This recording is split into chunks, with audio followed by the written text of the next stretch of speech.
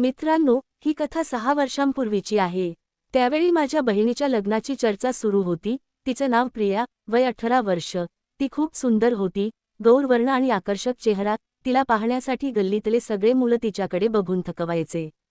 लग्नाची तयारी व्यवस्थित पार पडली आणि प्रियाची पाठवणी होऊन ती सासरी नंदनपूर गावी गेली। तिच्या सासरच्या कुटुंबाबद्दल सांगायचं झाल्यास, तिथे तिचा पती, त्याचे 2 भाऊ आणि त्यांची आजारी आई होती। प्रियाचं लग्न या तिघांमध्ये सर्वात धाकट्या असलेल्या अनिकेत सोबत झालं। सर्वात मोठा भाऊ अभिषेक याचा त्याच्या बायकोशी वाद झाल्याने घटस्फोट झाला होता। मधला भाऊ विवेक हा गुन्हेगारी पार्श्वभूमीचा असल्याने तो अनेकदा तुरुंगात जाऊन आला होता, त्यामुळे त्याचं लग्न झालेलं नव्हतं। माझा जावई अनिकेत एका बँकेत क्लार्क म्हणून कार्यरत होता। या तिन्ही भावांमध्ये एकमेकांबद्दल खूप प्रेम आणि आपलेपणा होता। त्यांच्याकडे त्यांचे वडील आणि आजोबांकडून मिळालेली मोठी जमीन जुमला संपत्ती होती। लग्नाच्या पहिल्या रात्री अनिकेत प्रियाच्या जवळ आला आणि गंभीरपणे म्हणाला, प्रिया, ऐक, आपली आई आजारी आहे, वडील आधीच वारले आहेत आणि माझे दोन्ही भाऊ एकटे आहेत। तुला या सगळ्याची कल्पना आहे। तू या कुटुंबातली एकमेव सून आहेस आणि आता या घराची जबाबदारी तुझ्यावर आहे। तुलाच हे कुटुंब पुढे न्यायचं आहे आणि घराला वारसदार द्यायचा आहे। हे ऐकून प्रियाला हसू आलं आणि ती मजेत म्हणाली, सांगा, तुम्हाला किती मुलं हवीत? अनिकेतने उत्तर दिले, कमीत कमी 3 मुलं हवीत आणि त्यातल्या प्रत्येक मुलाचा बाप माझा एक भाऊ असावा। हे ऐकून प्रियाला मोठा धक्का बसला आणि तिने आश्चर्याने विचारले, तुम्ही हे काय बोलत आहात? यावर अनिकेतने त्यांना कुटुंबाच्या सर्व अडचणी समजावून सांगितल्या, आईचं वाढतं आजारपण, तसेच दोन्ही भावांचं एकाकी जीवन। हे बोलत असताना अनिकेतच्या डोळ्यातून अश्रू आले। आपल्या पतीचे हे दुःख पाहून प्रिया खूप भावुक झाली। त्या रात्री जेव्हा अनिकेतने आपले मन पूर्णपणे मोकळे केले, तेव्हा खोलीत एक गंभीर शांतता पसरली। प्रियाच्या डोळ्यांतून तीव्र भावना वाहत होत्या। काही वेळाने ती म्हणाली, जर तुम्हाला हे खरंच आवश्यक वाटत असेल, तर मी वचन देते, मी तुम्हा तिन्ही भावांना मुलं देईन आणि प्रत्येकाला पत्नीचं प्रेम समान देईन। अशा प्रकारे तिने अनिकेतच्या पॉलिअँड्री या मागणीला सहमती दिली। हे ऐकून अनिकेतच्या डोळ्यांमध्ये आनंदाची चमक दिसली। त्याने प्रियाकडे इतक्या गहन नजरेने पाहिले, जणू तो क्षण सदैव आपल्या आठवणीत जपून ठेवू इच्छित होता। खोलीत मंद दिवा जळत होता आणि त्याची ज्योत हळूवारपणे थरथरत होती। अनिकेत हळूच प्रियाच्या जवळ आला आणि तिच्या व्यक्तिमत्वाला हलकेच स्पर्श केला। प्रियाच्या श्वासांचा वेग वाढला, पण तिच्या चेहऱ्यावर एक वेगळाच आत्मविश्वास होता। तू खरंच या कुटुंबाची रौनक आहेस, अनिकेत मंद स्वरात म्हणाला आणि प्रियाला पापी दिली। प्रियाने त्याच्याकडे पाहिलं आणि काही न बोलता आपले व्यक्तिमत्व मोकळे केले। अनिकेत पण पूर्ण मोकळा झाला। त्याच्या भावनेची ओघ प्रियाच्या हृदयापर्यंत पोहोचत होती।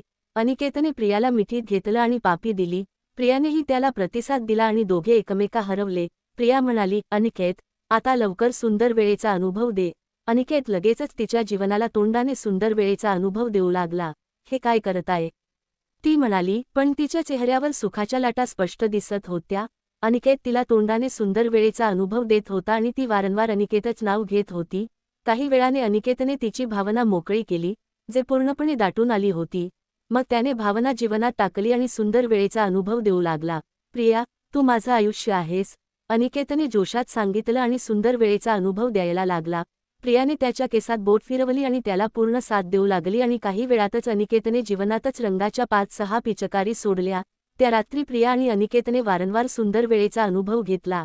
1 वर्षानंतर प्रियाला पहिला मुलगा झाला, जो तिच्या प्रेमाचा आणि वचनाचा पहिला फल होता। त्या काळात मी माझ्या भाच्याच्या वाढदिवसाच्या पार्टीसाठी प्रियाच्या सासरी गेलो होतो। माझ्या डोळ्यांसमोरच जावयाचे दोन्ही भाऊ प्रियाला पापी घेत तर कधी मिठी मारत। मला काही कळत नव्हतं की हे काय चाललंय। पार्टी संपल्यानंतर तिन्ही भावांनी दारू प्यायली आणि प्रियाला घुरायला लागले। त्यांच्या डोळ्यात वेगळीच भावना स्पष्ट दिसत होती। तेव्हा अभिषेकने प्रियाला ओढलं आणि व्यक्तिमत्वाचा सुंदर वेळेचा अनुभव घेऊ लागला। प्रियाने थांबवायचा प्रयत्न केला आणि म्हणाली, माझ्या भावासमोर हे सगळं नको। पण तेव्हाच विवेकने तिचे व्यक्तिमत्व मोकळे केले। प्रिया मचकली, तिचे व्यक्तिमत्व सगळ्यांसमोर मोकळे झाले। अभिषेक पण मोकळा होऊन तिच्या व्यक्तिमत्वाचा सुंदर अनुभव घेऊ लागला। दोघं जसे सुंदर वेळाचा अनुभव घेत होते की जोडप असावं। आता प्रियाला माझी आणि माझ्या भाच्याची आठवणच राहिली नव्हती। ती सिसकत म्हणाली, आता वेळ नका लावू, सुंदर वेळेचा अनुभव द्या। हे ऐकताच भाऊ प्रियाला बेडरूममध्ये घेऊन गेले। अभिषेक पलंगावर झोपला आणि त्याने त्याची भावना मोकळी केली आणि जीवनात टाकून सुंदर वेळेचा अनुभव देऊ लागला। 10 मिनिटांच्या सुंदर वेळेच्या अनुभवानंतर अभिषेकने तिच्या जीवनात रंगाच्या 5-6 पिचकारी सोडल्या, पण प्रियाला अजून सुंदर वेळेचा अनुभव हवा होता। अनिकेत बसून हे सगळं पाहत होता। हे सगळं पाहून मी थक्क आणि हैराण झालो होतो. प्रिया सुंदर वेळेचा अनुभव घेत होती. थोड्या वेळाने प्रियाच्याने जीवनातून रंगाच्या पिचकाऱ्या सोडल्या. तेव्हाच अभिषेक उठला आणि पापी घ्यायला लागला. तो म्हणाला, तू आमच्या तिघा भावांच्या आयुष्यात आनंद आणलास. हे उपकार आम्ही कधीच विसरणार नाही. त्यानंतर तिन्ही भाऊ थकून पडले. प्रियाही खूप थकली होती. मग मी विचारलं, हे सगळं काय होतं?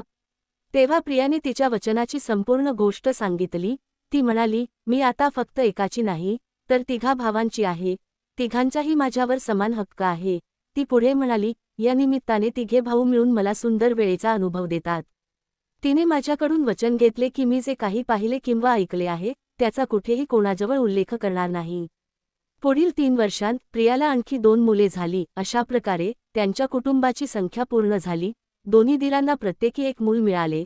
आता प्रियाच्या आयुष्यात एक प्रकारची स्थिरता आली होती. तिच्या 3 मुलांनी घरात खूप आनंद आणि चैतन्य आणले होते.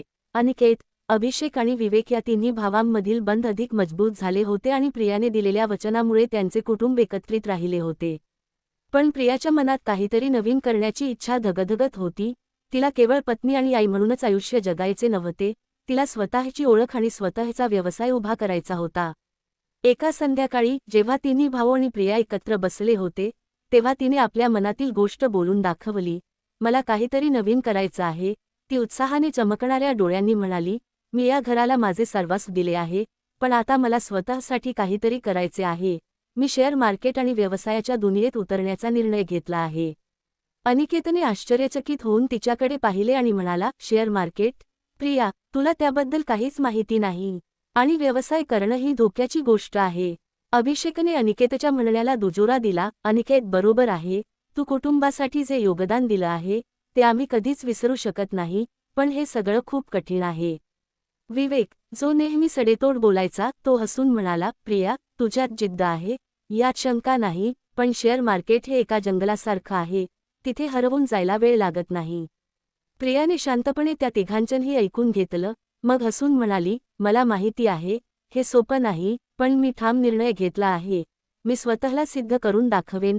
तुम्ही मला साथ द्याल ना? तिच्या आवाजातील आत्मविश्वास पाहून तिन्ही भाऊ शांत झाले. अनिकेतने तिचा हात हलकेच पकडला आणि म्हणाला, ठीक आहे प्रिया, तुझी जिद्द पाहून आम्हाला तुझ्यावर विश्वास आहे, पण काळजी घे. प्रियाने तिच्या नव्या प्रवासाला सुरुवात केली. तिने सर्वात आधी शेअर मार्केट आणि व्यवसायाबद्दल शिकायला सुरुवात केली. ती रोज सकाळी मुलांना शाळेत पाठवल्यानंतर आणि घरकाम आवरल्यानंतर लॅपटॉप उघडायची. ती ऑनलाईन कोर्सेस, यूट्यूब व्हिडिओ आणि ब्लॉग्स वाचायची. तिने डीमॅट खाते उघडले आणि छोट्या छोट्या रकमांमध्ये शेअर मार्केटमध्ये गुंतवणूक सुरू केली. प्रियाला तिच्या पहिल्या गुंतवणुकीत थोडा नफा झाला, ज्यामुळे तिचा आत्मविश्वास वाढला. एकदा ती एका ऑनलाईन फोरमवर शेअर मार्केटबद्दल चर्चा करत असताना तिची ओळख रवींद्र वर्मा या एका तरुण स्टार्टअप उद्योजकाशी झाली. रवींद्र हा फिनटेक उद्योगात नाव कमावलेला एका यशस्वी स्टार्टअपचा मालक होता.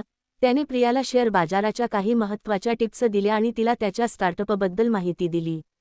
तो म्हणाला, माझी कंपनी वेल्थवेव्ह लहान गुंतवणूकदारांना शेअर मार्केट आणि क्रिप्टो ट्रेडिंगचं प्रशिक्षण देते.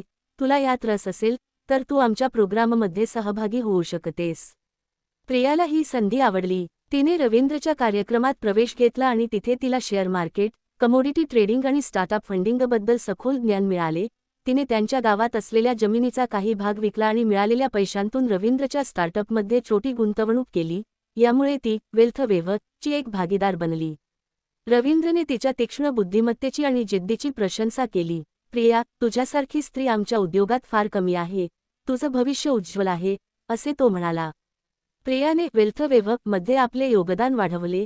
ती केवळ गुंतवणूकदार नव्हती, तर तिने कंपनीच्या मार्केटिंग आणि क्लायंट रिलेशन्स विभागांमध्येही हातभार लावला. ती तिच्या गावातील आणि आजूबाजूच्या परिसरातील लोकांना गुंतवणुकीबद्दल आणि शेअर मार्केटबद्दल सोप्या भाषेत समजावून सांगायची. तिच्या साधेपणामुळे आणि आत्मविश्वासामुळे लोक तिच्यावर सहज विश्वास ठेवत असत. एकदा तिने गावात एक सेमिनार आयोजित केला, ज्यात तिने शेअर मार्केट आणि स्टार्टअप गुंतवणुकीबद्दल मार्गदर्शन केले. तिथे तिची भेट वसंतराव नावाच्या एका स्थानिक शेतकऱ्याशी झाली. वसंतरावांकडे मोठी जमीन होती, पण त्यांना शेतीतून फारसा नफा मिळत नव्हता. प्रियाने त्यांना शेअर मार्केटमध्ये गुंतवणूक करण्याचा सल्ला दिला आणि त्यांच्या पैशांचा योग्य वापर करून उत्तम रिटर्न मिळवून दिला. यामुळे तिचे नाव गावात आणि परिसरात पसरले. प्रियाने या संधीचा फायदा घेत स्वतःचा छोटा व्यवसाय सुरू केला. Priya wealth solutions. तिच्या या कंपनीने लहान गुंतवणूकदारांना आणि शेतकऱ्यांना शेअर मार्केट, म्युच्युअल फंड आणि स्टार्टअप फंडिंगबद्दल मार्गदर्शन केले. तिने तिच्या गावातील काही तरुणांना प्रशिक्षण देऊन त्यांना आपल्या कंपनीत नोकरी दिली. यामुळे तिच्या कंपनीला स्थानिक पाठबळ मिळाले आणि तिचा व्यवसाय वेगाने वाढला. प्रियाचा व्यवसाय यशस्वी होत असताना घरातही काही बदल घडत होते. अनिकेत, अभिषेक आणि विवेक यांना प्रियाच्या यशाचा अभिमान वाटत होता, परंतु तिच्या वाढत्या व्यस्ततेमुळे त्यांना थोडी अस्वस्थता जाणवत होती. एका रात्री जेवण झाल्यावर अभिषेकने प्रियाला विचारले, प्रिया, तुझा व्यवसाय खूप छान चालला आहे, पण तुला आमच्यासाठी आणि मुलांसाठी वेळ मिळतो का? प्रियाने अभिषेकचा हात हलकेच पकडला आणि म्हणाली, अभिषेक, तुम्ही तिघं आणि माझी मुलं माझ्यासाठी सगळ्यात महत्त्वाची आहात, पण हा व्यवसाय मी फक्त माझ्यासाठी नाही, तर आपल्या कुटुंबासाठी आणि मुलांच्या भविष्यासाठी करत आहे. मला तुम्हा सगळ्यांना हवं तसं आयुष्य द्यायचं आहे. तिच्या बोलण्यातला प्रामाणिकपणा पाहून तिन्ही भाऊ शांत झाले. विवेक हसून म्हणाला, प्रिया, तू खरंच आमची शक्ती आहेस. तुला जे हवं ते कर, आम्ही तुझ्या पाठीशी आहोत. प्रियाने घर आणि व्यवसाय यात संतुलन साधण्यासाठी एक निश्चित रुटीन तयार केली. ती सकाळी मुलांना शाळेत पाठवायची, मग ऑफिसला जायची आणि संध्याकाळी घरी परत येऊन कुटुंबासोबत वेळ घालवायची. तिने तिन्ही भावांनाही तिच्या व्यवसायात सामील करून घेतले. अनिकेतने कंपनीच्या वित्त विभागाची जबाबदारी स्वीकारली, अभिषेकने मार्केटिंग आणि ग्राहक संबंध सांभाळले, तर विवेकने कंपनीच्या दैनंदिन कामकाजावर आणि वस्तू वाहतुकीवर लक्ष केंद्रित केले. यामुळे प्रियाचा व्यवसाय आणि तिचे कुटुंब एकत्रितपणे प्रगती करू लागले. प्रियाच्या व्यवसायाला आता चांगला वेग मिळाला होता. तिच्या कंपनीने अनेक लहान गुंतवणूकदारांना उत्तम परतावा मिळवून दिला होता, परंतु शेअर बाजार हे नेहमीच अनिश्चिततेचे जंगल असते. एकदा प्रियाने एका मोठ्या टेक कंपनीच्या शेअर्समध्ये मोठी गुंतवणूक केली. ती कंपनी टेक ट्रेंड इनोव्हेशन, एक नवीन AI आधारित उत्पादन बाजारात आणणार होती आणि प्रियाला वाटले की यात मोठा नफा मिळेल. पण बाजारात अचानक आलेल्या मंदीमुळे त्या कंपनीचे शेअर्स घसरले. प्रियाच्या गुंतवणुकीचे मूल्य अर्ध्याहून कमी झाले. तिच्या कंपनीच्या अनेक ग्राहकांना नुकसान झाले आणि त्यांनी प्रियावर प्रश्नचिन्ह उभे केले. काही ग्राहक रागाने म्हणाले, प्रिया, तू आम्हाला हे सुरक्षित आहे म्हणून सांगितलं होतंस आणि आता आमचे पैसे बुडाले. प्रियासाठी ही परिस्थिती खूप कठीण होती. ती रात्री उशिरापर्यंत ऑफिसमध्ये बसून बाजाराच्या माहितीचे विश्लेषण करायची आणि काहीतरी उपाय शोधण्याचा प्रयत्न करायची. एकदा ती इतकी थकली की तिला रडू कोसळलं. तेव्हा अनिकेतने तिला जवळ घेतलं आणि म्हणाला, प्रिया, तू एकटी नाहीस. आम्ही सगळे तुझ्यासोबत आहोत. हा फक्त एक धक्का आहे, तू यातून नक्कीच बाहेर पडशील. अभिषेक आणि विवेक यांनीही तिला आधार दिला. प्रियाने हार मानली नाही. तिने रवींद्रशी संपर्क साधला आणि त्याच्याकडून सल्ला घेतला. रवींद्रने तिला एक नवीन रणनीती सांगितली, गुंतवणुकीचे विभाजन. तिने आपली गुंतवणूक वेगवेगळ्या क्षेत्रांमध्ये विभागली आणि क्रिप्टो मार्केटमध्येही छोटी गुंतवणूक केली. यामुळे तिच्या कंपनीला हळूहळू स्थिरता मिळाली आणि तिच्या ग्राहकांचा विश्वास परत जिंकला. प्रियाचा व्यवसाय आता पुन्हा रुळावर आला होता. तिच्या कंपनीने एक नवीन प्रकल्प सुरू केला, एक मोबाईल ॲप, ज्यामुळे सामान्य लोकांना शेअर मार्केट आणि म्युच्युअल फंडमध्ये गुंतवणूक करणे सोपे झाले. या ॲपच्या लॉन्चिंगला मोठे यश मिळाले आणि प्रियाचं नाव फिनटेक इंडस्ट्रीत गाजू लागलं. पण यशाच्या शिखरावर असतानाच प्रियाला एक धक्कादायक बातमी मिळाली. रवींद्रने तिला फोन करून सांगितले, प्रिया, आपल्या कंपनीच्या डेटाबेसवर सायबर हल्ला झाला आहे. त्यांनी काही ग्राहकांचा डेटा चोरला आहे आणि ते आता खंडणी मागत आहेत. प्रियाचं हृदय धडधडू लागलं. तिने विचारलं, आता आपण काय करायचं? रवींद्र म्हणाला, ते पैसे मागत आहेत. जर आपण पैसे दिले नाहीत तर ते ग्राहकांचा डेटा लीक करतील. पण यात आणखी काहीतरी आहे, प्रिया. मला वाटतं हा हल्ला आपल्या कंपनीला लक्ष्य करण्यासाठी सुनियोजित आहे. कोणीतरी आपल्याला मुद्दाम खाली खेचण्याचा प्रयत्न करत आहे. प्रियाच्या मनात प्रश्नांचं वादळ उठलं. कोण आहे हे? कोणी तिच्या यशाचा द्वेष करत आहे? तिच्या कंपनीचं भविष्य आणि तिच्या कुटुंबाचं नाव धोक्यात होतं. तिने तिन्ही भावांना सगळं सांगितलं. अनिकेत म्हणाला, प्रिया, आपण पोलिसांकडे जाऊया. पण विवेकने मध्येच थांबवत सांगितले, थांब प्रिया, मला वाटतं यात कोणीतरी जवळचा माणूस सामील आहे. मला एका व्यक्तीवर संशय आहे. विवेकने असे म्हणताच प्रियाने त्याला थांबवून विचारले, कोण? विवेक, सांग मला. विवेकने अभिषेक आणि अनिकेतकडे पाहिले, जणू तो त्यांना विचारात होता की सांगावे की नाही. मग तो हळूच म्हणाला, रवींद्र वर्मा. प्रियाला मोठा धक्का बसला. रवींद्र, ज्याने तिला शेअर मार्केट आणि व्यवसायाचा मार्ग दाखवला, ज्याच्या स्टार्टअपमध्ये तिने गुंतवणूक केली, तोच यामागे असू शकतो? विवेक, तू हे कसं काय बोलू शकतोस? रवींद्र माझा मेंटॉर आहे. त्याने मला एवढं शिकवलं. प्रियाचा आवाज गहिवला. विवेकने शांतपणे समजावले, प्रिया, मला माहिती आहे तुला हे पटणार नाही, पण मला काही गोष्टींवर संशय आहे. तू रवींद्रच्या कंपनीत गुंतवणूक केल्यानंतर त्याने तुझ्या व्यवसायाच्या यशाचा फायदा घेतला, आणि आता हा प्रकार. मला वाटतं त्याला तुझी कंपनी हडप करायची आहे. अनिकेत आणि अभिषेकनेही विवेकच्या शंकेला पाठिंबा दिला. अनिकेत म्हणाला, प्रिया, विवेकचं म्हणणं बरोबर आहे, आपण सावधान राहायला हवं. प्रियाचं मन गोंधळले होतं. तिने रवींद्रवर विश्वास ठेवला होता, पण विवेकचा संशय तिला विचार करायला लावत होता. तिने स्वतः या प्रकरणाचा तपास करण्याचा ठाम निर्णय घेतला.